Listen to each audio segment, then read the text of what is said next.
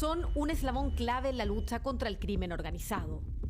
Si tú me dices, defíname con una palabra la cárcel, violencia. ¿Cómo es convivir con aquellos que la sociedad recluye para resguardarse del peligro? Lo que hoy día pasa en las poblaciones, ¿cierto?, se hace con las cárceles. Intervenir la calle sin intervenir la cárcel es un fracaso. Intervenir la cárcel sin intervenir la calle es un fracaso. Realizamos una incursión al encierro, al mundo de los victimarios y sus custodios. Yo tengo 39 años. ¿Y hace cuánto tiempo que estás en la cárcel? Yo voy a cumplir ahora 6 años detenido. ¿Cuál es el delito que cometiste? Homicidio.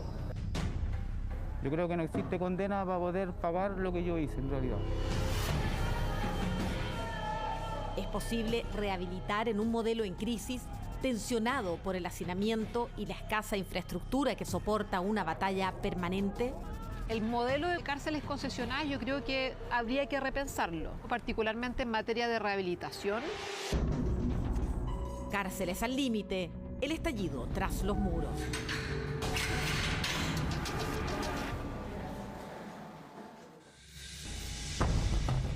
Marzo de 2020 y estalla una revuelta carcelaria en el Centro de Detención Preventiva Santiago 1. ¡Súbase por los techos! Fue un intento de fuga masiva que posterior, cuando se frustró la fuga masiva, derivó en un motín generalizado de parte de la unidad. Nuestro equipo tuvo que intervenir porque teníamos manejo de inteligencia de que iba a ocurrir esta situación. Este penal alberga a quienes se encuentran en prisión preventiva a la espera de ser juzgados por un tribunal. Estos no son reos rematados como los reclusos del CDP de Puente Alto, internos que ya fueron condenados a presidio por un tribunal y que se amotinaron al mes siguiente. Era la segunda de las 3 revueltas carcelarias que marcaron el inicio del año en medio de la pandemia. Andan como 3 con el virus en la torre y los dejaron aislados, a todos encerrados los pisos que los moramos. Una fue el intento de fuga masiva con un posterior motín en el CDP Santiago 1, una toma de rehenes de 5 funcionarios en el CDP de Puente Alto y un motín con incendio en el CCP de Colina 1. En este último, 19 gendarmes resultaron heridos, uno de ellos apuñalado en una pierna. Se desencerraron los internos, están en el pasillo central, quieren tomarse la cana.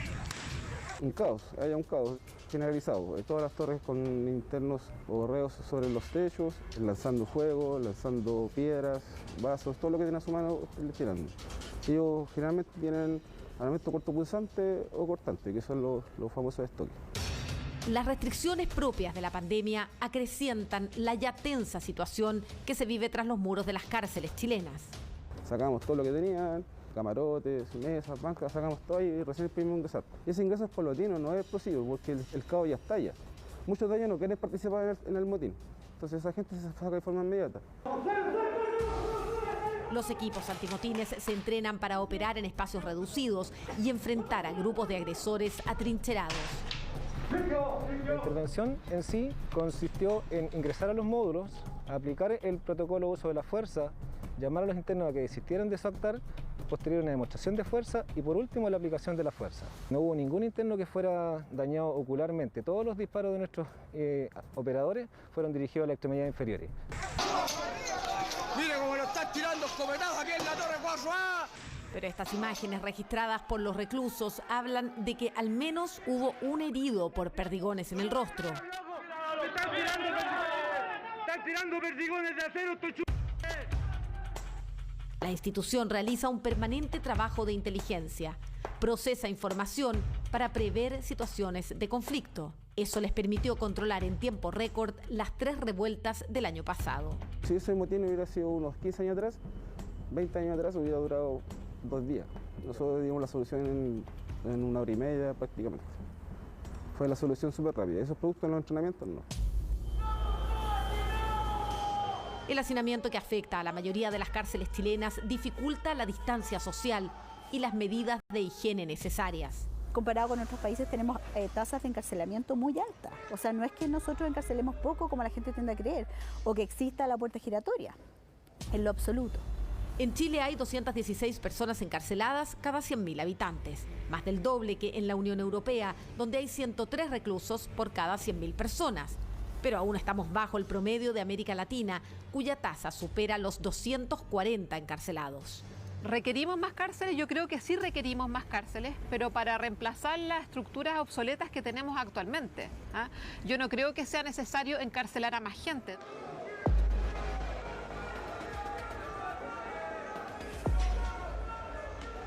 A continuación vamos a ingresar al óvalo de la expenitenciaría, que es el lugar donde convergen todas las galerías, donde se reúnen todos los internos y tradicionalmente ha sido también el lugar donde se producen los mayores conflictos entre ellos.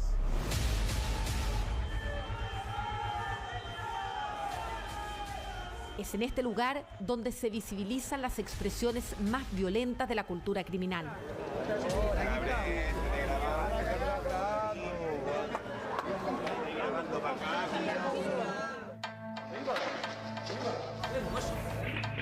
Códigos carcelarios que evidencian profundos cambios tras la irrupción del narcotráfico, del crimen organizado.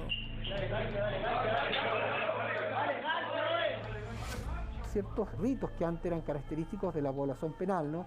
Una riña o los conflictos o diferencias de uno y de otro se resolvían en una lógica concertada, vale decir, en una riña con armas blancas, 1 a 1, con un círculo que los rodeaba. Hoy día se habla de los atentados, que no es más ni menos que sorprender a una persona, ojalá totalmente indefensa, dando la espalda y agredirla con la intención claramente de quitarle la vida.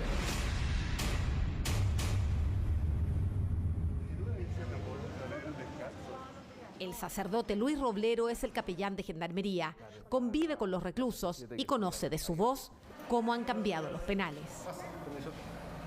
Los viejos de 40 te dicen, ya no hay ética. Ahora lo que manda es perrera y perrera es violencia. ¿Me entiendes? O sea, la ley del sable, la ley del más fuerte.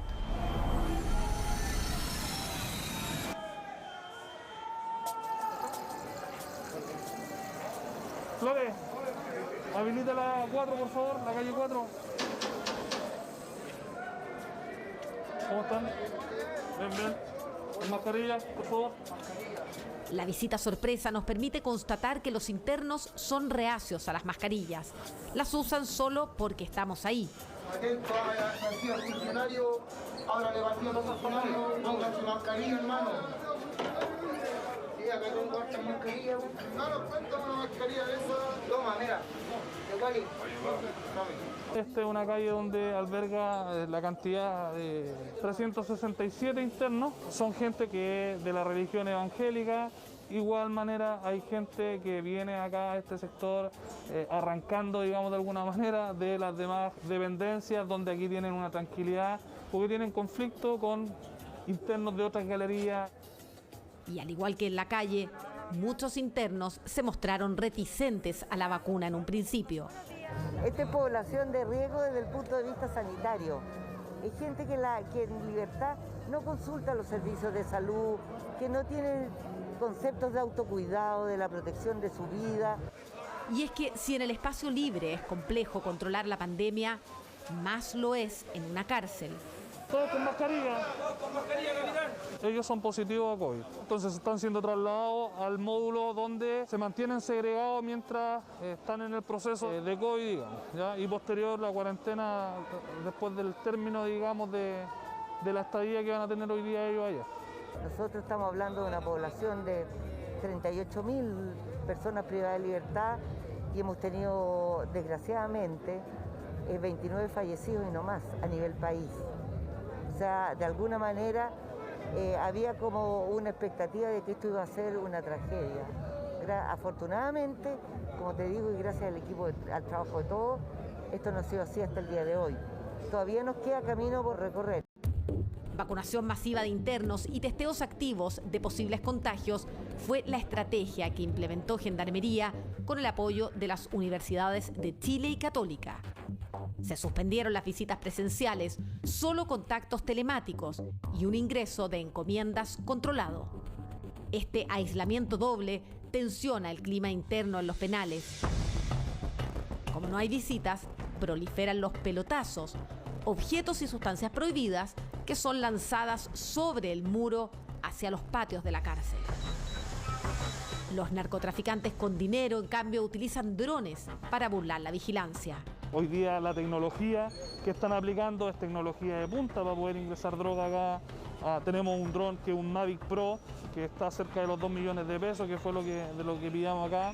Organizaciones criminales con recursos económicos derivados del narcotráfico que cada vez ejercen mayor poder dentro de los penales. Los conflictos territoriales que han surgido con las bandas relacionadas al narcotráfico. Antes el delincuente común no tenía problemas territoriales. El que los tiene es el que se dedica a traficar, que se sienten dueños de un territorio. Y esa pugna territorial se traslada al interior de las cárceles.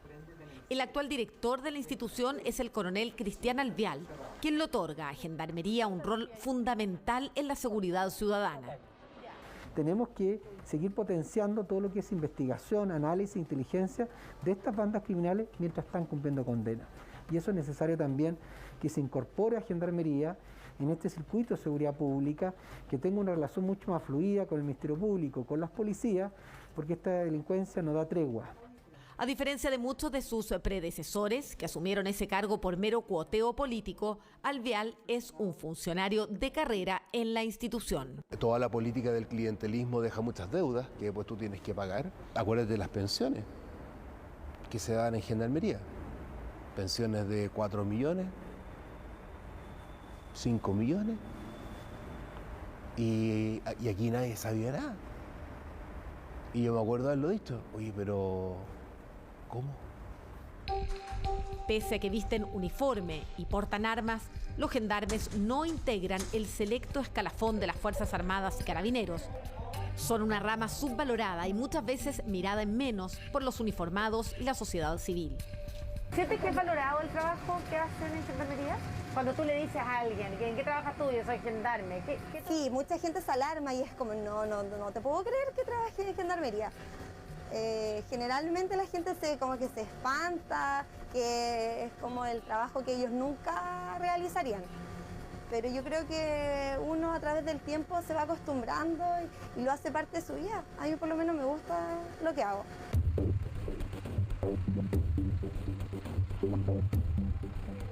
De las 84 cárceles que hay en el país, 8 son concesionadas. Es decir, han externalizado prácticamente todos los servicios, salvo lo que tiene que ver con seguridad, que sigue a cargo de Gendarmería. Esta fue la primera de las concesionadas, inaugurada en el año 2005. Han pasado 16 años. Y si bien muchos reconocen los avances que ha habido, sobre todo en temas de infraestructura, hay quienes plantean que ha llegado el momento de revisar el modelo. No hay mayores resultados en cárceles concesionadas versus las cárceles tradicionales. En cuanto a acceso a ciertos beneficios, programas y talleres, no hubo un gran aporte, no hubo un gran beneficio en concesionar las cárceles. Hay incluso mejor administración dentro de las propias cárceles de Gendarmería que en las cárceles licitadas. Entonces, ¿es posible la rehabilitación bajo el actual modelo penitenciario? Para aquellos que ya tienen una trayectoria delictiva más o menos consolidada, el paso por la cárcel lo único que va a hacer acentuar esa trayectoria delictiva. Van a aprender más, van a tener más motivaciones para delinquir a futuro y lo único que se pronostica es reincidencia en esos casos. El 10% del presupuesto de Gendarmería se gasta en rehabilitación y reinserción. El resto se gasta principalmente en labores de seguridad y de custodia. Tú no puedes enfrentar el delito solo en la lógica represiva. También tienes que dar oportunidades concretas de reinserción social. Porque si tú quieres vencer el circuito de la reincidencia delictual, tienes que sacar a las personas porque tarde o temprano van a volver a la calle. Y si vuelven a la calle tal cual como ingresaron o peor, van a afectar nuevamente los derechos legítimos de la sociedad de vivir en paz, ¿no? Pero los recursos fiscales para la reinserción son escasos y no es muy popular gastar la plata en delincuentes, pero aún hay esperanza. ¿Entramos por aquí? Por aquí. ¿Me puedes contar qué es el Espacio Mandela? Es un lugar de intervención integral para población de alta complejidad. con mucho daño de la cuna a la base y con altos grados de violencia, yo diría así como aquilatada en el cuerpo, ¿no? Esa violencia después la descargan en las víctimas. Aquí en este caso de los Mandela como que se elige al más malo, por decirlo de alguna manera. El que tiene menos posibilidades. Aquí el que anda todavía con la cuchilla, el que anda todavía metido en el barretín, como le llaman ellos, en el óvalo, a ese babo le decimos, oye, ¿te gustaría trabajar? Y lo metemos para acá. Cuando uno vive en ese momento, uno se ve en un hoyo, uno se ve atrapado. Se le cae el mundo encima de uno. Ya no hay nada más que hacer, solamente esperar de que otra persona humana decida por ti. He visto cabros llorando porque ya se ven que van a perder definitivamente su libertad y se vive mucha angustia en ese momento. Es una cosa terrorífica. Me di cuenta que estaba destruida mi vida por un largo tiempo, ¿no? Mis hijos. Eso fue mi primer pensamiento. Que uno sabe, digamos, que está yendo a un lugar y no sabe lo que le espera allá adentro. Yo creo que me voy a arrepentir siempre. Yo creo que no existe condena para poder pagar lo que yo hice en realidad. Le hice daño a una familia. Cárceles al límite, el estallido tras los muros.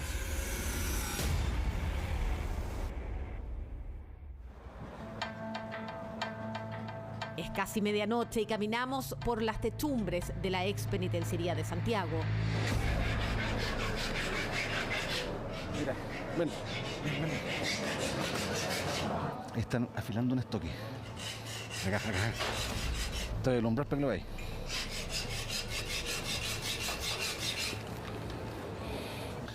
Ellos de cualquier fierro construyen un arma blanca, un estoque, un arma cortopunzante, una lanza. Esos elementos nosotros constantemente los estamos sacando del interior. Este recinto tiene más de 170 años de historia y es el ícono de la precarización penitenciaria. Alberga hoy a más de 3.500 reos.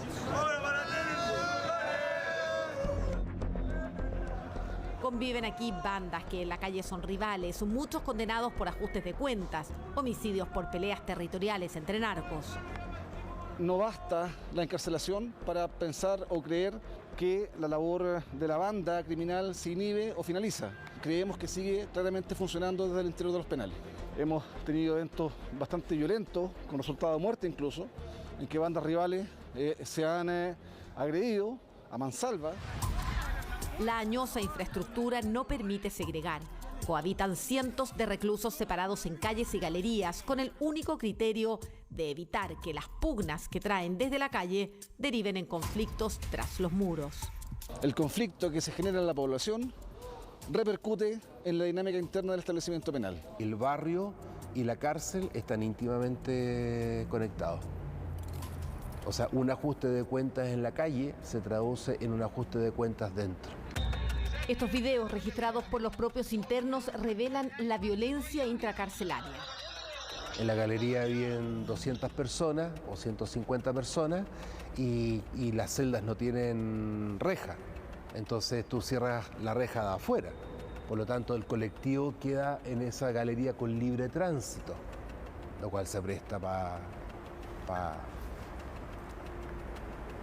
dolores humanos así que no deberían ocurrir en espacios estatales. Advertimos su crudeza, pero exhibimos estas imágenes para graficar lo que implica el hacinamiento y la imposibilidad de segmentar a la población penal. Situaciones bastante conflictivas como tomar de rehén, como presionar a un interno a intramuro a través de los teléfonos celulares que tienen de manera ilícita grabar y enviarle mensajes, video a la familia, a la cual obligan a hacerle un depósito de dinero para poder liberar a esta persona. La cara no se duerme. Regalo para el barrio y de la piscoya. Es la dura realidad de algunas cárceles chilenas. Aún estamos lejos de otros países del continente donde el Estado perdió todo control, donde las organizaciones criminales dominan los penales a través de verdaderos sindicatos del crimen. Las bandas carcelarias brasileñas. hoy tienen mucho que decir en la actividad narco en Bolivia, en Paraguay, y uno podría pensar que también podrían estar llegando a Chile. Los penales paraguayos están siendo sindicalizados por las bandas brasileñas, ¿no? Hay un proceso de expansión de ese tipo de fenómenos. Chile tiene una población carcelaria enorme en proporción, digamos, a su población. Es una población carcelaria con un sesgo de clase brutal y eso es un polvorín, digamos, a punto de explotar, en mi opinión. Yo lo que conozco por mis pares, digamos, de otros países, claro, son unas realidades, o sea, espantosas, por las cosas así que tú decís, digamos, ese ser humano que le está haciendo esto otro, este ser humano no es una persona, ¿me entiendes? ¿O no? O sea, por el nivel de violencia, ¿me entiendes? Contra un ser humano y después contra un cuerpo humano, ¿me entendí? En Chile, si estamos cerca de eso, aquí, allá, yo creería que no, pero que vamos caminando para allá, sí. Abusos, tortura y homicidios por encargo. En la estructura carcelaria, los que manejan el poder no se ensucian las manos. El narcotráfico ha ido adquiriendo mucho más poder dentro de la cárcel, lo mismo que vemos también en las calles. Las cárceles pueden generar espacios para incrementar la dotación de sus bandas criminales, reclutan más gente y lo segundo, el esfuerzo que ellos tienen es transformar las cárceles también en centros de operaciones criminales. Los narcotraficantes son los jefes porque manejan el dinero. El encierro no restringe su poder ni limita su capacidad para ejercer la violencia. Tú entras a una galería y al fondo no hay hacinamiento, porque al fondo están los jefes. Pero en el universo de la población penal, la delincuencia dura es minoritaria. El grueso de los internos está ahí por factores circunstanciales. Las personas que cometen delitos más crónicos representan como un 25% de la población penal. Hay un 75% que en general comete delitos más menores, que en algún minuto también se va a salir del delito y que tienen más probabilidades también de reinsertarse en la sociedad. Todos los estudios y análisis coinciden en las características de la población penal chilena. Destacan que aquí se encarcela la pobreza. Muchas personas arrastran una situación de exclusión social al ingreso a la cárcel y esa situación de exclusión se ve agudizada en la cárcel. Con muchísimos más bajos niveles de escolaridad que la población general, más bajos niveles de acceso a servicios de salud, en general más altos niveles de consumo de droga y más antecedentes de haber pasado también por mecanismos de protección social o por el sistema de protección de Sename también durante la infancia. Cuando en esos lugares de protección estatal, según los mismos presos, te dicen, bueno, ahí padre yo gané mi ficha, ahí uno aprende a pelear. Ese ser humano después sale a la calle y su pura violencia. Y ese tipo de perfil, efectivamente, lo que más comete son delitos contra la propiedad. De hecho, la mayoría, casi el 57% de los encarcelados, cumple condena por el delito de robo o hurto, el 20,7% por tráfico de drogas, el 10,9% por homicidio y el 7,9% por delitos sexuales. La evidencia muestra que un 85% de las personas que empiezan a delinquir en la adolescencia, incluso tempranamente, a los 28 años deja naturalmente de delinquir. Casi el 90% de los presos son hombres. La mayoría de las mujeres cae por narcotráfico. No solamente es que las personas más excluidas sean las que cometen más delitos, sino que además las personas más excluidas tienen peores niveles de acceso a la justicia y tienen mayores probabilidades de ser arrestados. Tú comprenderás que los esfuerzos policiales en general y los arrestos y las redadas están concentrados obviamente en barrios mucho más marginales. Hay 386 condenados a cadena perpetua y 849 a penas que superan los 20 años. Son los delincuentes más peligrosos, que cometen los delitos más graves, a diferencia del grueso de la población penal, que purga condenas entre los 3 y los 10 años de prisión. En algún momento van a salir de las cárceles, pero lo que no puede ocurrir, y que ocurre hoy en día, es que salgan personas de alto riesgo delictivo cumpliendo 10 años de condena y no salgan sin haber pasado por un programa de rehabilitación y sin un acompañamiento gradual hacia el exterior. Y eso está básicamente dado con que un 80% de la población penitenciaria no puede acceder a planes de reinserción. Por lo tanto, termina en el fondo cumpliendo una pena carente de intervención. El grueso de la población penal tiene bajo compromiso delictual. Hay una minoría refractaria que domina y somete al resto y que opera tanto dentro como fuera de la cárcel. Si hay contextos de dominación es porque se permiten esos contextos de dominación, ¿ya? Entonces también ahí hay un sistema penitenciario que está tolerando eso. Esto pasa porque hay cárceles que tienen dormitorios colectivos. Es justamente frente a esta nueva delincuencia también no solo tienen que haber normas especiales, sino que una infraestructura más adecuada, tienen que estar en espacios totalmente aislados y segregados del resto de la población penal.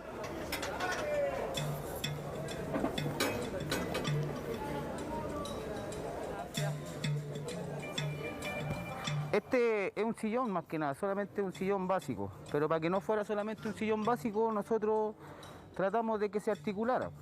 Y aquí se articula para otra posición del sillón. ¿Y también se pueden convertir en cama? Sí, esa es otra posición. Y para que se convierta en cama igual. Está buenísimo. ¿Se te ocurrió a ti esta forma de articularlo y que se transformara en cama? Claro, porque aquí los espacios son reducidos. Sergio cumple una condena de 15 años y ya lleva 3 trabajando en el espacio Mandela de la ex penitenciaría. Todas las personas que estamos aquí llegamos no sabiendo nada en realidad.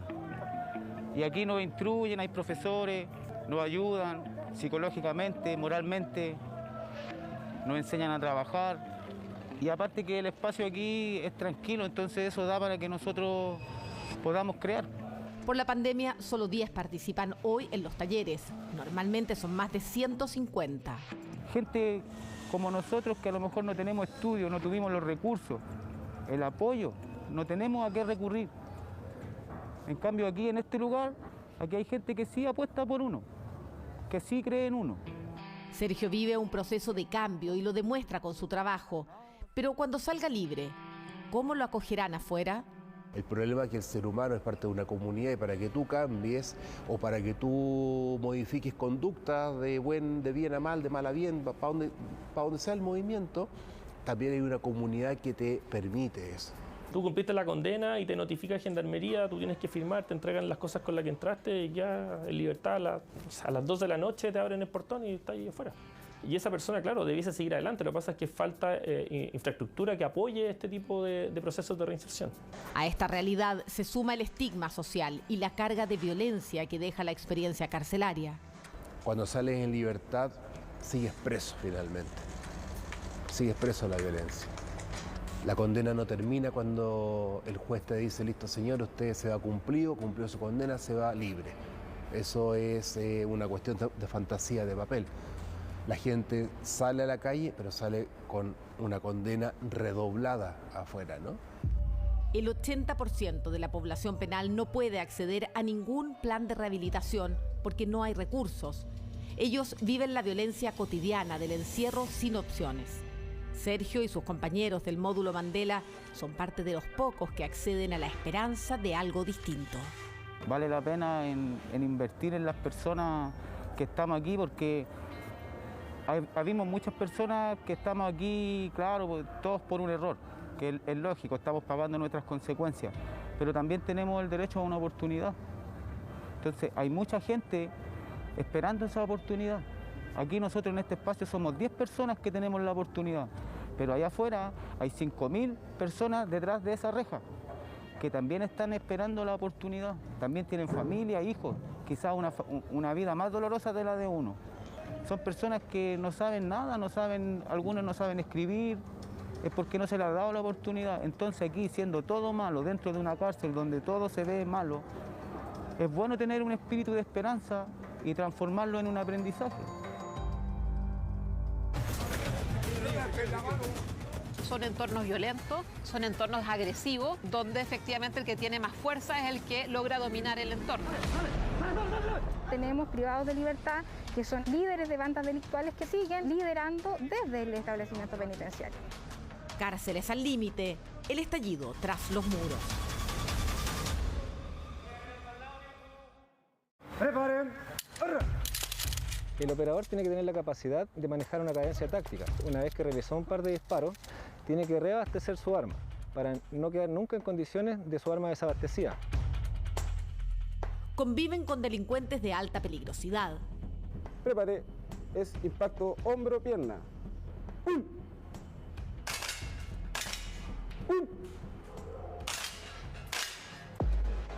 El impacto balístico no tiene que ser directamente a una zona que puede causar la muerte, así que nos estamos condicionando a disparar a hombros y a las piernas, extremidades superiores e inferiores. Reclusos que en espacios hacinados ocultan armas y drogas. Mi sargento, toma tu perro, actívalo, dígale alto. Ya, él hace caso omiso. Sigue avanzando, sigue avanzando, sigue avanzando. ¡Bum! Mordida. O sea, hay una voz preventiva que le dice alto. La persona hizo caso omiso y ahí usted va escalando. Le puede hablar 3 veces, señor. Y la última, deja que deje. Los gendarmes cohabitan con la violencia, en contacto permanente con el crimen tras las rejas. La sección tiene como misión operar en situaciones de alta complejidad que ocurran en las unidades penales y especiales a lo largo de todo el territorio nacional.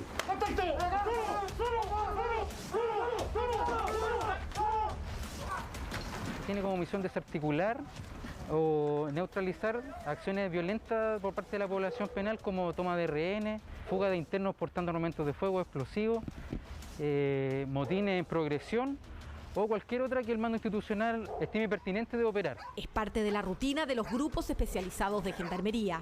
Se preparan para enfrentar eventuales crisis en un sistema penitenciario que hoy maneja una población penal de casi 115.000 personas. Cuando hablamos de sistema penitenciario estamos pensando en el sistema cerrado, en el sistema abierto y en el sistema postpenitenciario. Entonces, un diagnóstico exhaustivo debiese distinguir entre estos 3 subsistemas. Y ahí claramente yo diría que el peor diagnóstico, los peores resultados siempre vienen del sistema cerrado. De esas 115.000 personas, casi el 40% permanece en el sistema cerrado, es decir, en las cárceles. Son más de 45.500 internos, de los cuales casi 14.000 están recluidos en calidad de imputados, a la espera de un juicio y posterior condena o absolución. Tenemos una cantidad de imputados impresionante. Que no se les ha dado todavía su condena. Exactamente. Están esperando su juicio. Claro, bueno, ahora ha salido muy a la luz por el tema de los chiquillos que están presos por el estallido social, que todos reclaman cómo pueden estar tanto tiempo esperando su condena. Lamentablemente es lo que vive cualquier persona que es imputada, que están 1 año y medio, 2 años esperando su condena, ¿no? Esa población queda expuesta a la violencia intracarcelaria. Muchos son inocentes, otros son delincuentes primerizos, jóvenes que arrastran problemas de exclusión social. Y eso en general la población no lo entiende y hay lo que se denomina la criminología el populismo punitivo, donde la gente en general cree que la mejor manera para combatir la delincuencia son las penas duras y las penas de cárcel. Y eso la evidencia lo ha descartado. En general las penas privativas de libertad no tienen efectos disuasivos en la conducta delictual. Clasificar y segmentar a la población penal es esencial para trabajar en rehabilitación. Las cárceles concesionadas fueron un avance, pero no cumplieron las expectativas en este último punto. Tiene que ver con las metas que se pusieron en los contratos a las cárceles concesionadas. Y por ejemplo, en el caso de la rehabilitación o reinserción, la cobertura que se establece por contrato es de 20% de la población. La de Rancagua fue la primera de 8 que se construyeron y todos reconocen que mejoraron la infraestructura penitenciaria. Pero eso no disminuyó la reincidencia delictual. En las cárceles concesionadas se privatizó la salud, se privatizó la reinserción, la alimentación, la mantención de las cárceles. Es un gran camino la infraestructura, la construcción de cárceles vía concesionada, pero yo me detendría a analizar si es o no conveniente privatizar la reinserción social, que yo creo que debiese ser parte del Estado.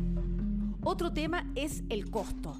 En el sistema tradicional, Gendarmería gastó en el 2019 poco más de 800.000 pesos promedio mensual por cada recluso, incluyendo su custodia, alimentación, salud, rehabilitación e infraestructura. En las concesionadas, la cifra es difícil de calcular. Hay contratos con el Estado que limitan la cantidad de reos que pueden recibir. Si sobrepasan el número establecido, paga el fisco. Si es que llegan a funcionar en sobrepoblación, basta con que se supere en un interno la cuota fijada en el contrato para poder cobrar algún tipo de multa al respecto, al Estado en el fondo. La sobrepoblación penitenciaria cuesta cara. Solo este año van más de 2.400 millones de pesos pagados en multas a las concesionadas, cárceles que además reciben una millonaria subvención del Ministerio de Justicia. Otro punto es que cuando su capacidad no está al tope, igual se les paga como si su ocupación fuera del 100%. también está el problema del arraigo, que apunta a que la reclusión se cumpla en el lugar de residencia del condenado. No podemos tener nosotros hoy día en Santiago 1 una cantidad importante de internos que sobrepasan el máximo permitido y tener más de 2.000 plazas disponibles en todo Chile. Porque uno podría pensar, pero ¿cómo? Acá tienes hacinamiento y en esta región tienes un déficit importante de ocupación. Todos los días, de manera regular, en las distintas cárceles del país se realizan allanamientos y registros. Sin embargo, cuando Gendarmería detecta que aumenta la peligrosidad, se hace un procedimiento como este, con grupos especializados. En esta ocasión vienen incluso desde Santiago a reforzar a quienes tomarán control de un módulo aquí en la cárcel de Rancagua para buscar elementos cortopunzantes, teléfonos celulares, droga y cualquier cosa que pueda poner en riesgo tanto a los internos como a funcionarios de Gendarmería. Vamos a tomar el control del módulo número 47 al interior de las instalaciones del Consejo Penitenciario de Rancagua. De frente, ¡por! La vigilancia de las 8 cárceles concesionadas la realiza Gendarmería. Eso le costó a la institución casi 440.000 pesos al mes por recluso en el 2019. Mientras las concesionadas corren con lo que cuesta alimentar a cada interno, su rehabilitación, la atención en salud y la mantención y mejoras de la infraestructura. Todo eso lo pagan con la plata que reciben de sus contratos con el Estado.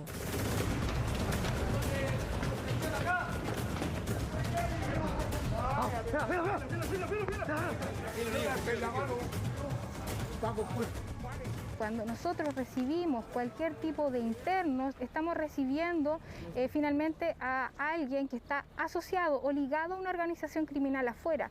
Y en ese sentido tenemos privados de libertad que son a lo mejor líderes de bandas delictuales que también las tenemos al interior y siguen de alguna manera liderando desde el establecimiento penitenciario. Y de ahí la importancia de despojar a los internos y a todos los privados de libertad de todos estos elementos que les pueden contribuir de alguna forma a seguir manejando desde el interior de los penales esta actividad ilícita hacia el exterior. Vamos, viejo. Con esto hacen las etapas telefónicas, señor. Dime, no. Vamos acá,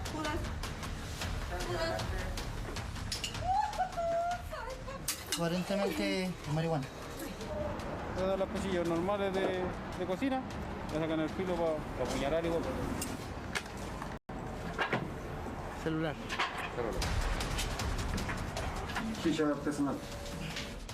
Con 3 aparatos celulares y 4 sustancias de color verde, es probable que sea marihuana.